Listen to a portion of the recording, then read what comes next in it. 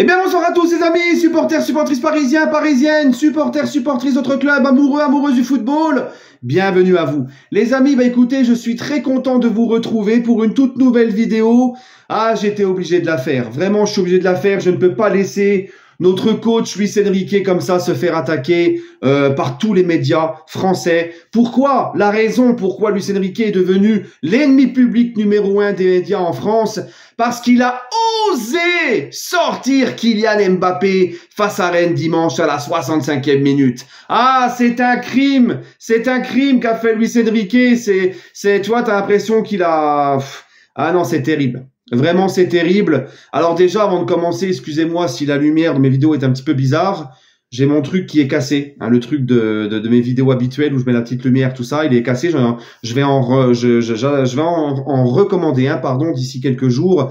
Donc voilà, en attendant, je me débrouille comme je peux avec une espèce de lampe qui me fait d'ailleurs mal aux yeux. Donc c'est pour ça que la lumière n'est pas pareille. Mais bon, c'est pas grave. Du moment que tu m'entends, du moment que tu me vois, c'est le principal. Voilà les amis. Donc Luis Enrique a donc osé sortir Kylian Mbappé et il a subi il y a un bashing envers Luis Enrique. Il a subi les foudres depuis. Franchement, c'est incroyable. Alors, je pense sincèrement que ces gens-là sont rincés par le clan Mbappé. Je pense que le clan Mbappé a le bras long et arrose un petit peu tous les médias pour défendre tout de suite Kylian dans les médias. J'ai pas d'autre explication. On sait comment ça marche. C'est pas quelque chose de choquant. Ça marche très souvent comme ça.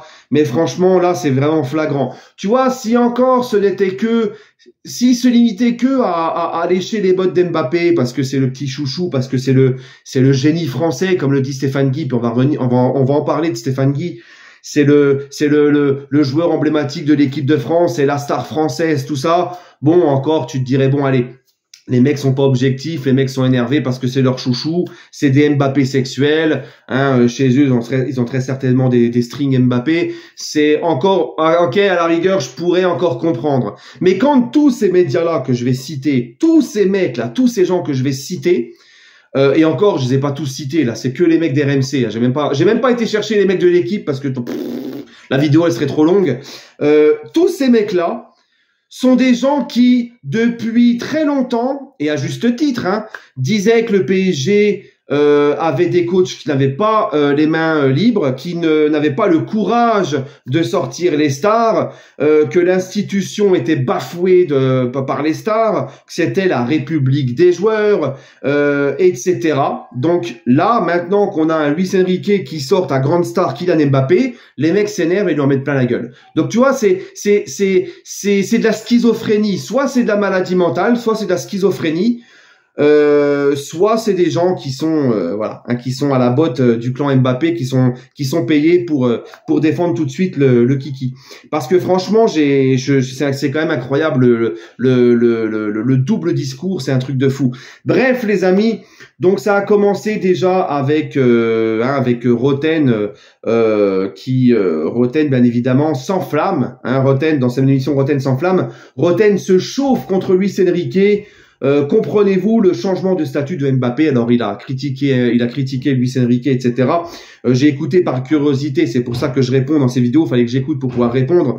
Donc Roten s'est chauffé lui contre Luis Enrique, bien évidemment. Roten qui très souvent défend tout le temps coûte que coûte Mbappé. C'est même limite le porte-parole du clan Mbappé, hein, bien évidemment. Il a sorti son petit chéri adoré, donc Roten a bien évidemment s'est chauffé contre Luis Enrique, ce fameux Jérôme Roten qui lui, comme je vous l'ai dit, très souvent avait le discours de l'institution avant tout, il faut que les coachs savent sortir les stars quand il le faut au PSG, etc. Mais quand c'est Kiki, c'est plus la même.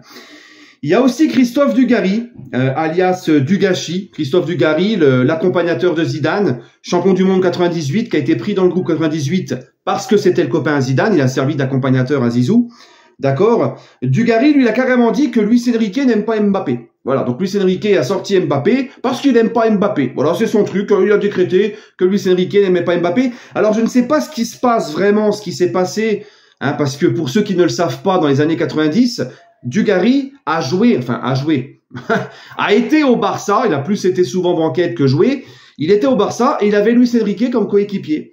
Donc je ne sais pas vraiment ce qui s'est passé pour que Dugarry, parce que Dugarry il a la haine, il est H24 en train de dégueuler sur Luis Enrique. Donc je ne sais pas ce qui s'est passé entre eux quand ils étaient joueurs ensemble, je n'en sais rien. Mais apparemment Dugarry a un sérieux problème avec Luis Enrique. Voilà. Donc on poursuit avec Emmanuel Petit. Emmanuel Petit, quel grand club sur la scène européenne se comporte comme ça avec sa star? Oui, parce que pour Petit, apparemment, dans les autres grands clubs, les stars ne sortent pas. Hein, les stars sont au-dessus du coach et on n'a jamais vu une star sortir, tu vois. C'est un manque de respect de sortir Mbappé à la 65e. Mais bon, ça ne m'étonne pas. Emmanuel Petit, rappelez-vous, l'année dernière, quand Lionel Messi pissait sur l'institution PSG, il en avait plein la bouche, il mangeait la crotte de Messi. Donc ça, en fait, on n'est même pas étonné venant de Manu Petit. D'accord. Ensuite, Eric Dimeco. Eric Dimeco, le Marseillais. J'espère que le grand Luis Enrique, tu vois, un petit peu le mépris quand même. J'attends que le grand Luis Enrique, il attend que le grand Luis Enrique, donc, fasse sortir à la mi-temps contre la Real Sociedad, c'est bidon. Donc, il attend que Luis Enrique fasse sortir Mbappé à la mi-temps. Tu vois, donc il attend. Il a l'habitude d'attendre, dit Meko. Ça fait 12 ans qu'il attend que son club favori, l'OM, gagne un trophée. Ça fait 12 ans qu'il attend ça. D'accord? Donc il a l'habitude d'attendre. Donc il attend que Luis Enrique fasse sortir à la mi-temps Mbappé contre la Real Sociedad. Mais faut arrêter avec cet argument. Combien j'en ai entendu dire que Luis Enrique, on verra s'il va être capable de mettre sur le banc Mbappé contre la Real Sociedad. Ainsi, s'il est véridique dans ses propos, qu'il mette Mbappé remplaçant contre la Real Sociedad. Mais arrêtez d'être des golemons, arrêtez de comprendre à l'envers ce qu'il a dit.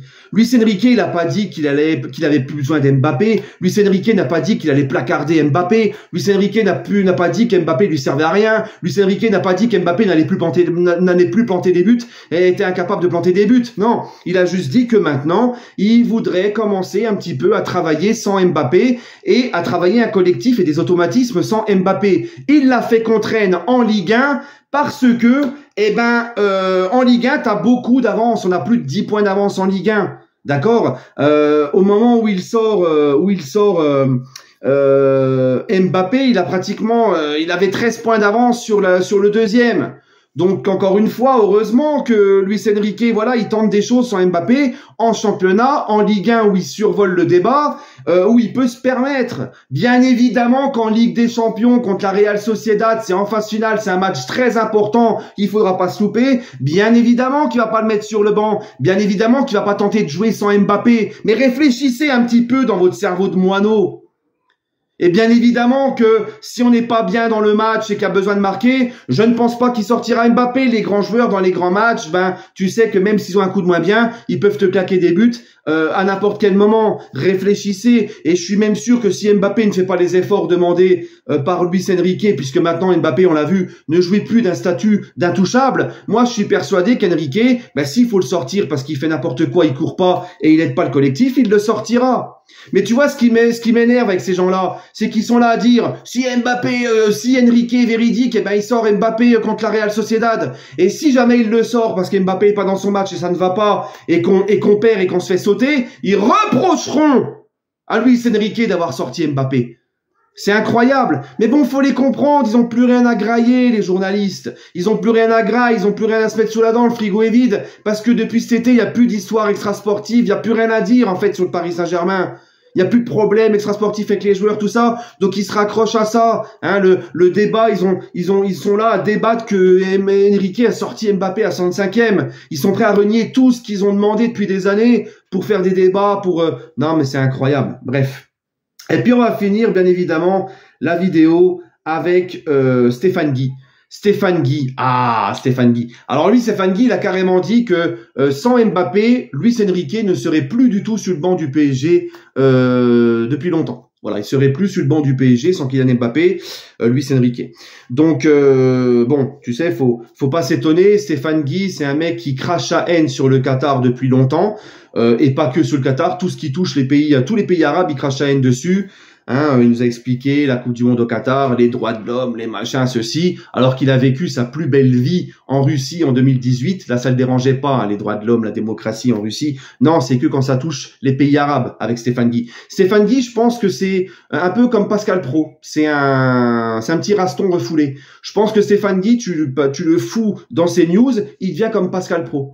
Tu vois, c'est la même. Je pense que ça bouffe à la même cantine, ces mecs-là. En tout cas, en parlant de bouffe, si Stéphane Guy vous l'invite à bouffer, jamais vous lui proposez un couscous. Ah non, parce qu'après, il va te faire une morale sur la démocratie, sur les droits de l'homme. Bref, pitoyable personnage, Stéphane Guy.